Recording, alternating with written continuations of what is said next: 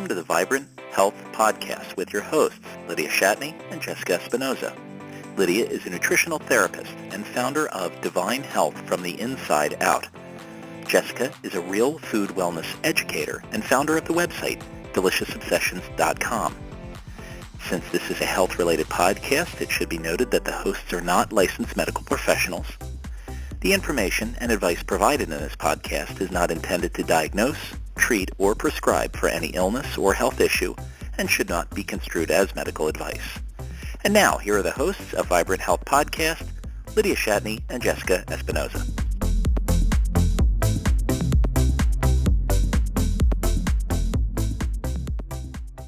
Hi everyone, Jessica here. Quick note about today's episode.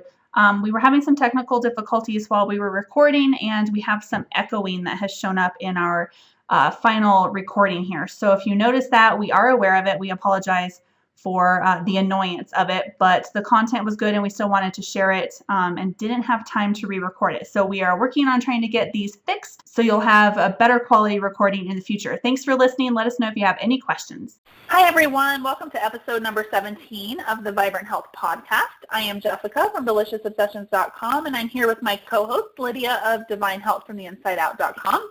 Today we are going to talk about magnesium. Magnesium is such an amazing mineral, and it's one that you probably hear a lot about. It seems like almost every day when I'm on Facebook, I'm seeing multiple articles on magnesium and how critical it is to our health. So we decided that this was an important topic for us to cover, especially because we've got something fun coming up, or Lydia has something fun coming up in November that we wanted to tell you about. So we are going to let Lydia, our resident mineral guru, share with us some great info about this amazing mineral. So, hey, Lydia, let's dive right in. Hey, magnesium is like one of my favorite minerals, and it has been for a long time, and I think it's definitely becoming more well-known about its benefits and the fact that we're all pretty much depleted in it. So probably a lot of you who've been following us are at least familiar with magnesium and its importance, and maybe even already supplementing with it or using the magnesium spray or something like that. But we want to dive into a little more today just because it really is so important, and because I work with clients in hair analysis, I see this deficiency as like one of the biggest problems and the biggest things holding people's health back that needs to be corrected, but it really can take some time. And so, if you have any serious health issues, or not even serious health issues, but health issues that are just not improving, and you haven't looked into the magnesium piece of your health, it's definitely worth taking a look, kind of where you're at, because, I have a lot of people that are like, oh yeah, I supplement with magnesium, but they don't really know quite what they're doing with it, and they don't know enough. And they think they're okay. Oh yeah, I'm fine. I take some magnesium, but that's not. That's a little too oversimplified, and there's a lot more to it. So I started taking magnesium myself from information I learned from Ann Louise Gittleman back in 2009. I'd gone through a lot of massive stress in my life, and I really needed the magnesium. And I started supplementing with it back then, and it really started changing my life.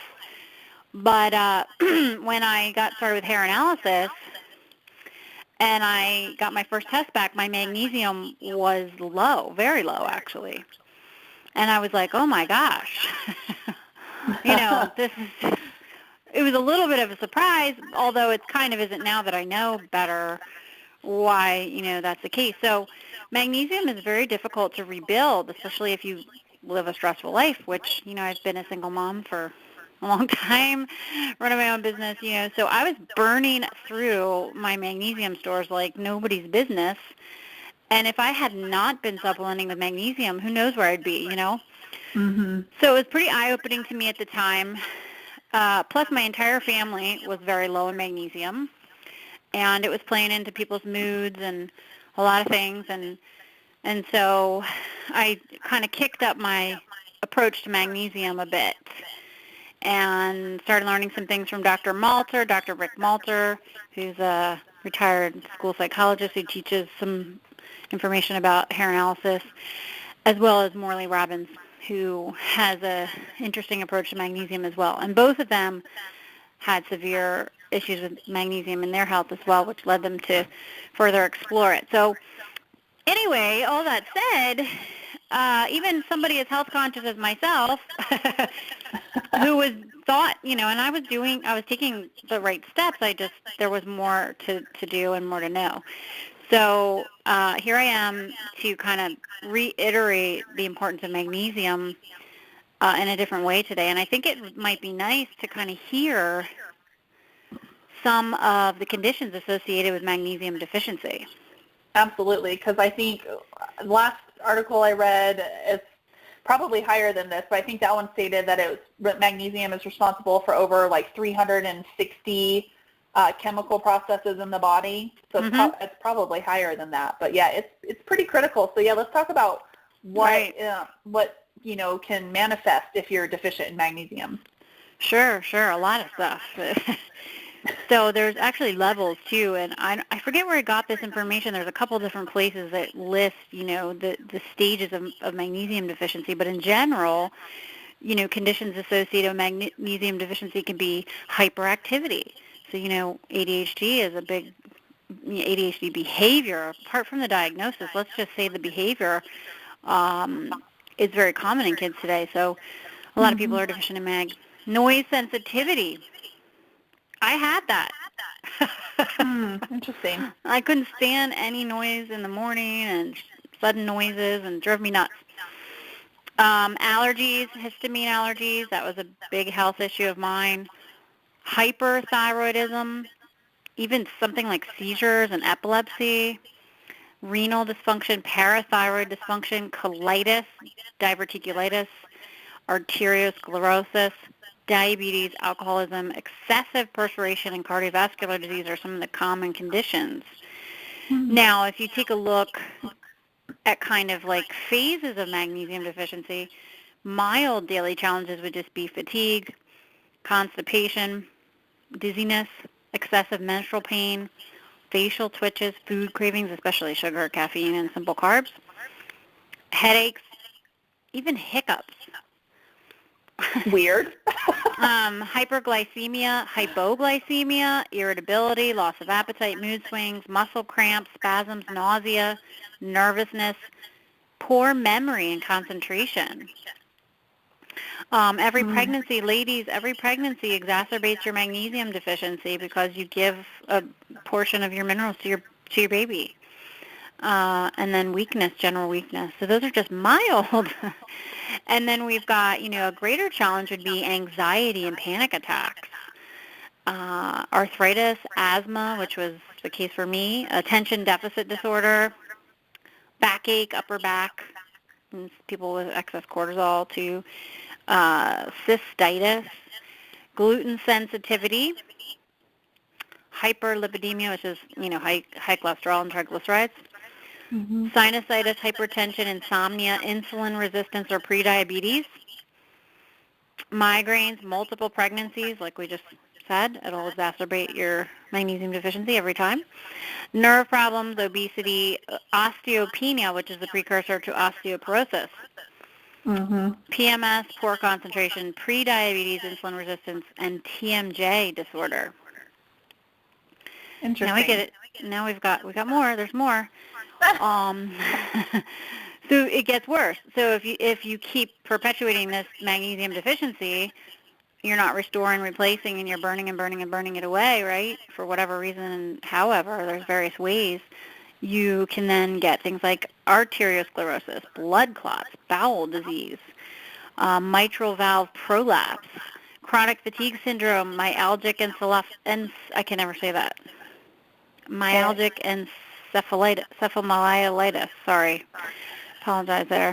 Celiac disease, cerebral palsy, concussion, depression, miscarriage, diabetes, epilepsy, seizures, endothelial dysfunction. It's like a dysfunction of the lining of the blood vessels. Even failure to thrive.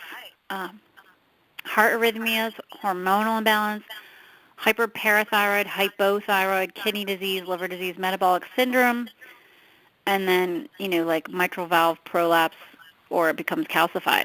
Because if you don't have enough magnesium to calcium, Mm-hmm.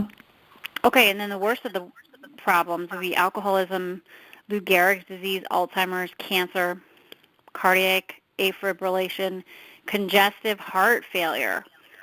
I had a client who was diagnosed with congestive heart failure, and she was in her early 30s. Yeah. Wow. Eclampsia, myocardial infarction, obesity, renal failure, sudden infant death syndrome, starvation, stroke, sudden cardiac death, ventricular fibrillation. So this is like, a pretty important mineral for our health.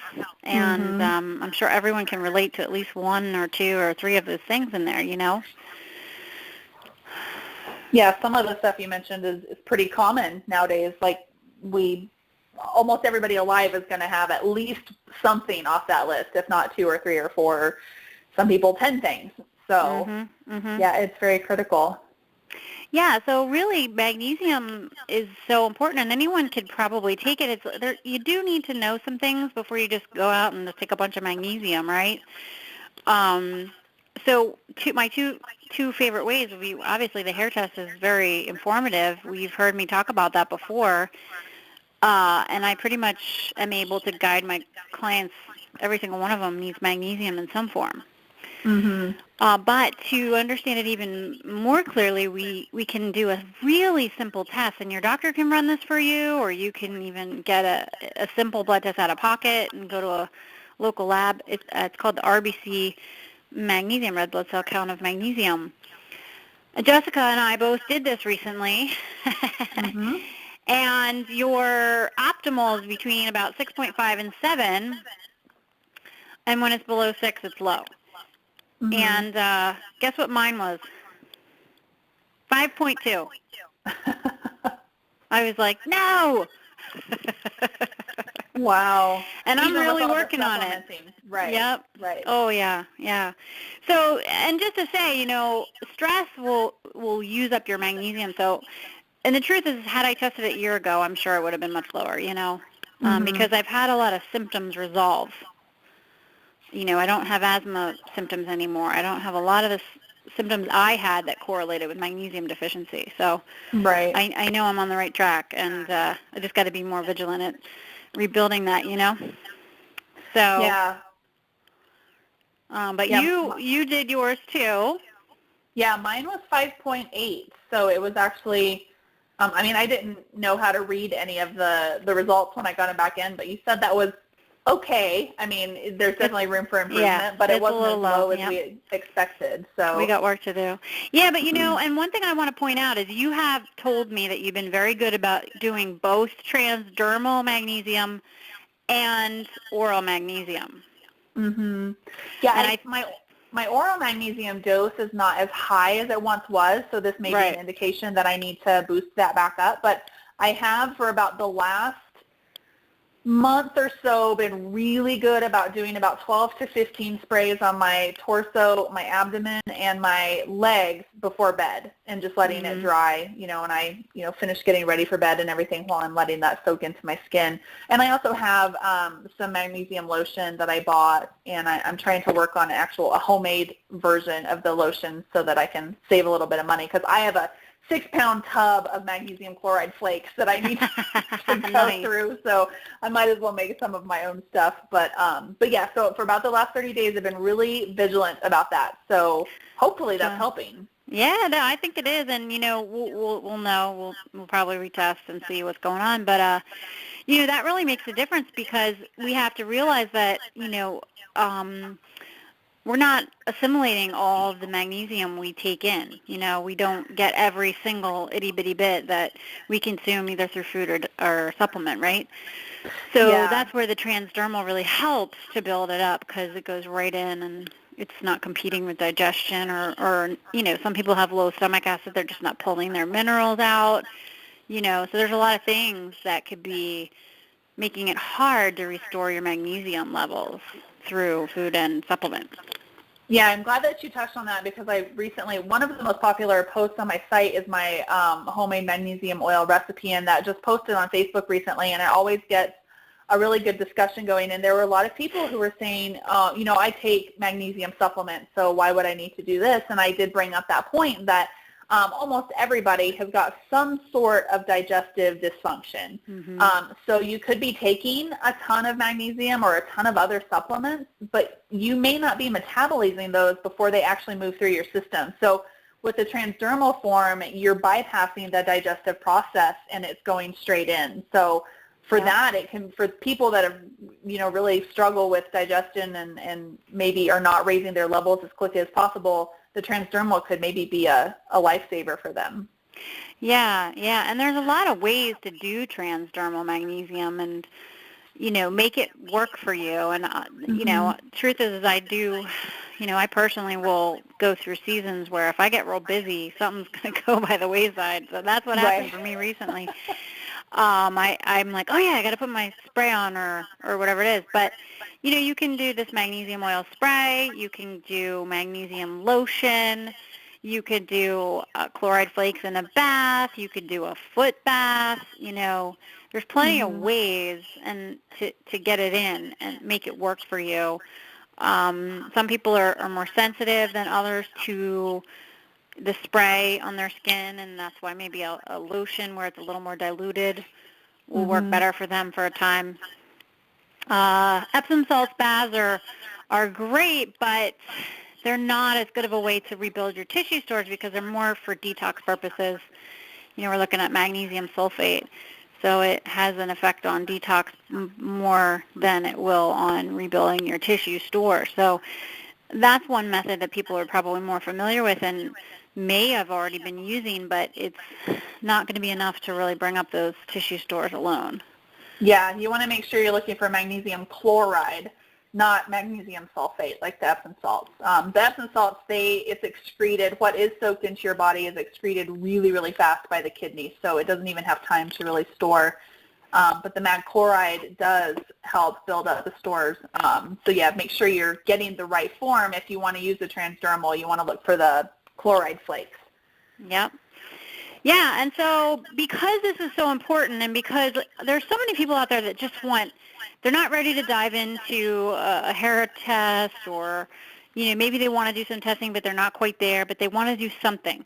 So transdermal magnesium is something that pretty much anyone can do without needing a doctor to tell them to do it. Right. So I decided to do a transdermal magnesium challenge for the month of November because, anyone can benefit from it, and I personally know I need the reminder sometimes too. So I'm going to host that. So please, look for the link below and click on it so you can sign up and join that. It'll be a daily reminder to do it, ways to do it, recipes, ideas, testimonies, all kinds of cool stuff. So we'd love to have you join us in that challenge.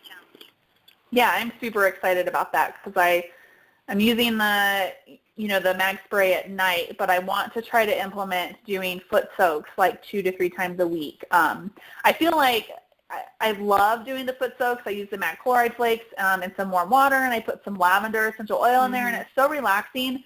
But for some reason, I have this resistance to doing it. I'm too busy, and I just can't make the time to make a container of water. So I just told myself, I'm like, for November, I am going to do it when I'm working. I'm going to sit at my desk. I'm going to put my feet in some warm water, and I'm going to still work, but I'm going to get my soaks in so that I don't feel like I have to set aside all this extra time to do it. So I'll make room in my schedule to go take 5 minutes to grab my tub of water and my magnesium flakes and do my foot soak.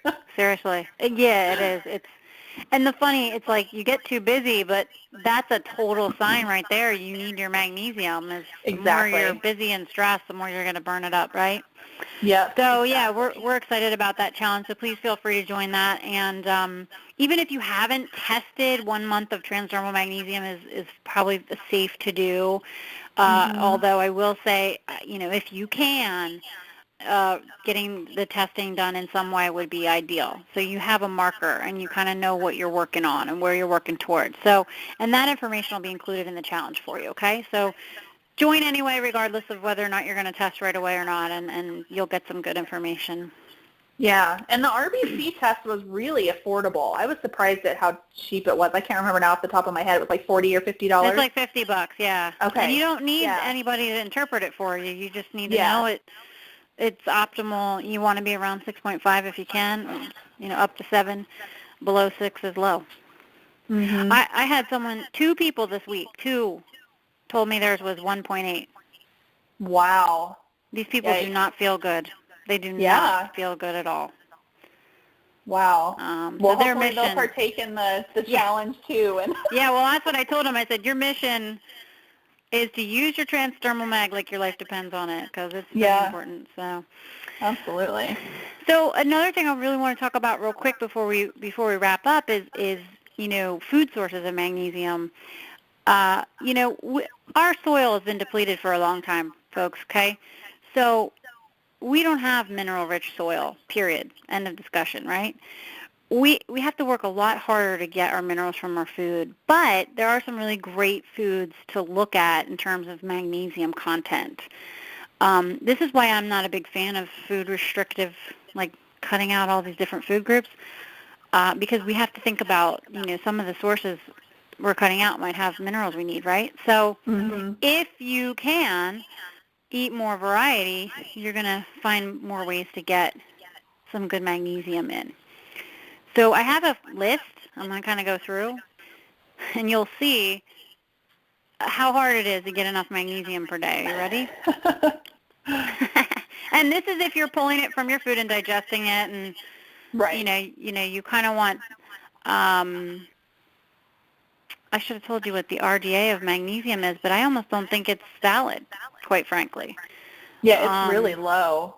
It's really low, and it doesn't take into consideration that everybody is already low in magnesium. So, anyway, so let's say we're shooting for 400 to 600 milligrams a day of magnesium. Let's just kind of use that as our ballpark, okay? Okay. So wild rice. 1 cup of wild rice has 52.5 milligrams of magnesium. Of course, that's if it's in the soil, right? Mm-hmm. So you want to find a good quality wild rice. I love Lundberg is great, and I think Lotus Foods maybe has one. I'm not sure. I can't remember if they do or not. But, not everybody eats wild rice. I mean, it's probably not something most people eat. We try to eat it here and there, but we don't eat it that often. I have a really cool recipe on my site called Aiden's Wild Rice and Cashew Salad, and 1 serving is about 200 milligrams of magnesium. Yes, that recipe looks absolutely divine. It's really good. My son made a version of it last night. He really loves it. Nice. Okay, so that's one option, wild rice. But, again, you're not going to eat that every day, right? Then we've got pumpkin seeds. A 1/4 cup of pumpkin seeds is about 190 milligrams of magnesium. I can eat maybe a 1/4 cup in a sitting. I don't typically eat much more than that, right? Yeah, that's a lot. Spinach, a cup of spinach, 156 milligrams of magnesium. Cashews, a 1/4 cup, 116 milligrams. Black-eyed peas. Okay, paleo people, it's time to eat some peas. 1/4 cup, if you tolerate them, right? A 1/4 cup, no, a 1/2 cup is 278 milligrams of magnesium. Wow. And they also have a really nice hit of potassium. Nice. I love black-eyed peas. I haven't had black-eyed peas in I don't know how long, but I may get some and cook them on occasion. Yeah, I have a recipe on the site called Hoppin' John. It's for the pressure cooker. Uh-huh. Oh, so good. It's got some good minerals in there. Awesome. Beet greens. A cup of beet greens is 98 milligrams. Swiss chard. A cup of Swiss chard is 150 milligrams. Yogurt or kefir. 1 cup, 50 milligrams. 1 square of dark chocolate. Now, this is the good stuff, right? 95 milligrams for 1 little square. Oh, look what I just did. I got everyone happy about chocolate, right? I know. I can eat chocolate now. Sesame seeds, a 1/4 cup, 126 milligrams. Almonds, a quarter cup, 61 milligrams. Brown rice, 1 cup, 83 milligrams. Buckwheat, 1 cup, 85 milligrams. Summer squash, 1 cup, 43 milligrams. Quinoa, 3/4 cup, 118 milligrams. Sunflower seeds, quarter cup, 113 milligrams. And navy beans, 1 cup, 96 milligrams. And of course, you have to remember, if this is good quality food raised with pretty good soil, you're going to get these nice minerals from them. So variety is the spice of life. So, if you're not eating a lot of these foods, you may want to pick a few and try to get them in, Yeah, even just, the black-eyed peas or the quinoa or whatever, maybe just once a week, add them into your rotation, and try to get. I'm gonna make a note of myself to kind of incorporate some more of that stuff. I have the raw sprouted pumpkin seeds in the freezer, and I always forget to eat them. So those would be great.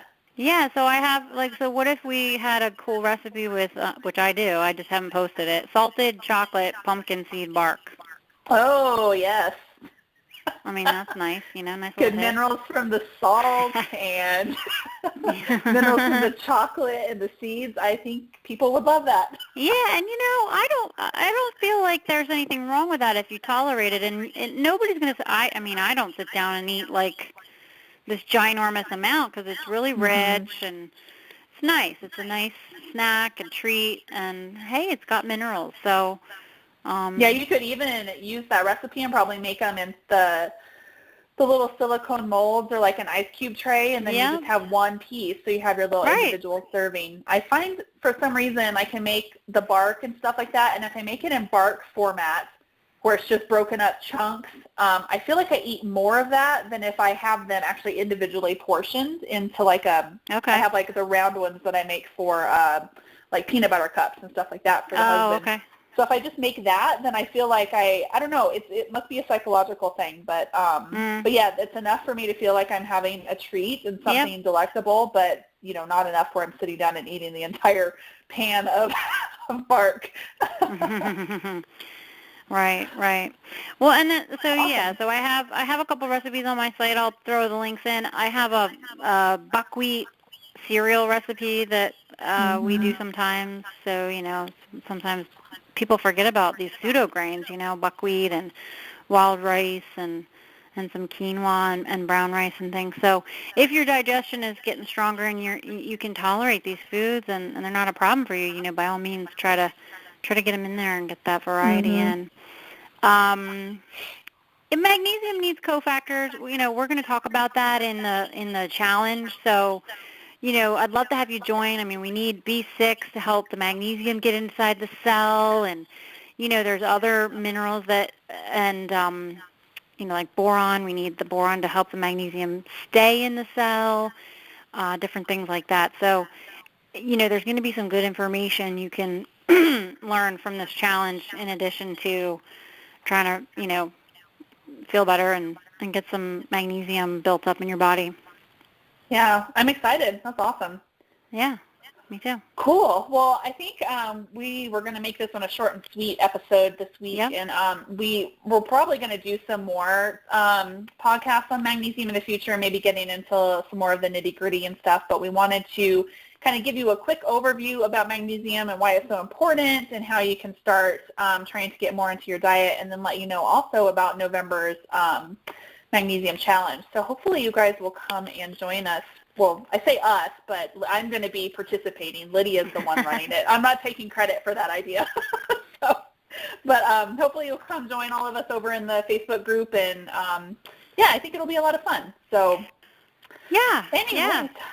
Yeah, so awesome. In order to join the challenge, you want to join my Healing with Mineral Analysis Facebook group. Check out the link below. You can join anytime. You can stick around even after the challenge. We're going to be in there talking about minerals for as long as I can think. And so we'd love to have you. And that's it. Absolutely. Cool. Well, we're going to go ahead and wrap it up. But if you have any questions about anything, don't hesitate to let us know. If this information resonated with you and you know others who could benefit from it as well, we would love it if you would share it. We'd also be so appreciative if you could leave us a review on iTunes or Stitcher. If you're on our sites or YouTube listening to this, we'll have links down below where you can leave the reviews. It only takes a couple of minutes, and not even a couple of minutes, probably just 1 minute. Super easy to do. And whenever you leave us a review or you share a podcast or a blog post, it really helps us reach more people with our message of health and wellness. So we really, truly appreciate it, because both of us are really focused on helping people live a better, healthier, more vibrant life. So, and if you're looking for more information on natural living or health and wellness, need some recipes, make sure you check out our sites. You can find me over at deliciousobsessions.com. And you can find Lydia at divinehealthfromtheinsideout.com. So we are going to sign off. We hope you guys have a great day.